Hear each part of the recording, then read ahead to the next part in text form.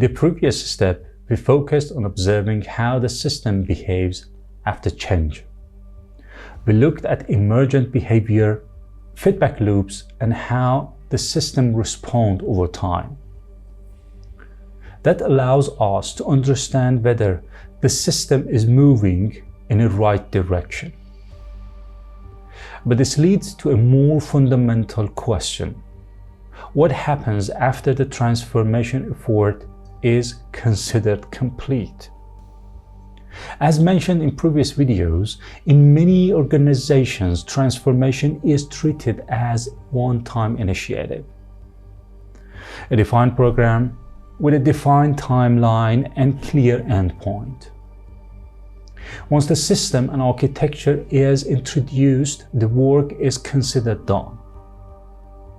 But sociotechnical systems do not settle in a final state, they drift.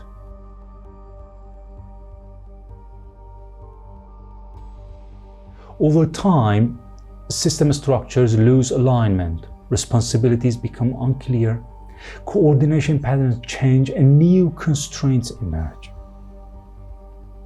Even well-designed systems begin to move away from their original intent. This is not failure. It is a natural property of evolving systems, so the goal is not to finish transformation. The goal is to continuously maintain alignment as the system evolves. To do that, we need a way to observe alignment over time, not occasionally, but continuously. This is where signals become essential.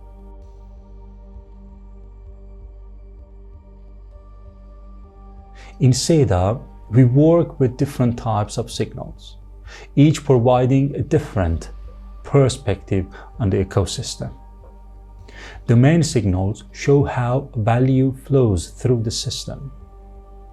They reflect how domain events propagate and where friction appears across boundaries. Operational signals reflect system health. They show performance, stability, delays, and variability in execution. The third one is organizational signals. They reveal alignment and indicate how well team structures, responsibilities, and interactions support the ecosystem. And user signal, as the fourth type of signal, provide external feedback. They show how the system is experienced from the outside by customer. Individually, these signals are limited, but together they provide continuous view of software ecosystem alignment. They allow us to detect early signals of drift, growing coordination overhead, or emerging bottlenecks, or misaligned between new structure and system behavior.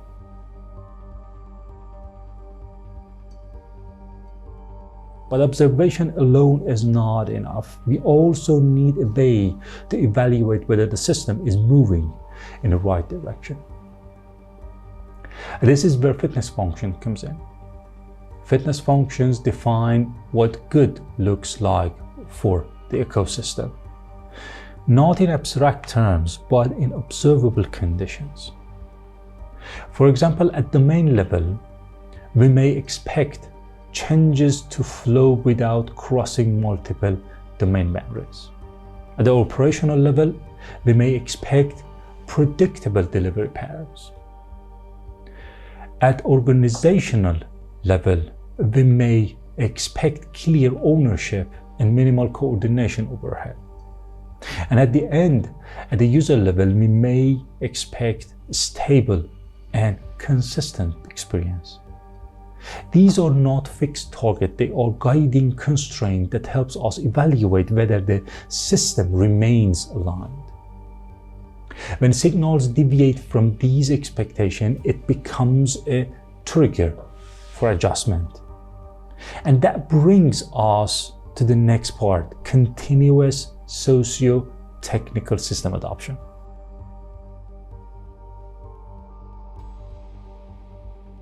Instead of large transformation program or a big bang change, the system evolves through small, informed changes.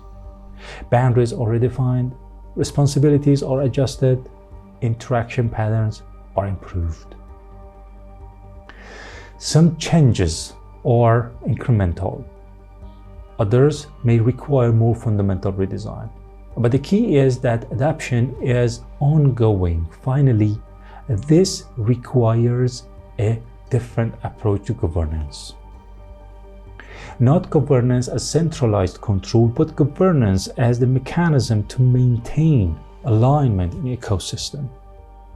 This means making signals visible, enabling teams to respond locally, and ensuring that local decisions remain coherent at the system level.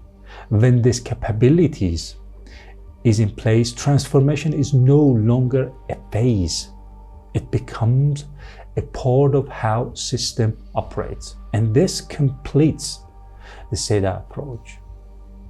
From understanding the socio-technical system, to reshaping its structure and architecture, to observing its behavior, and finally, to sustaining its evolution over time.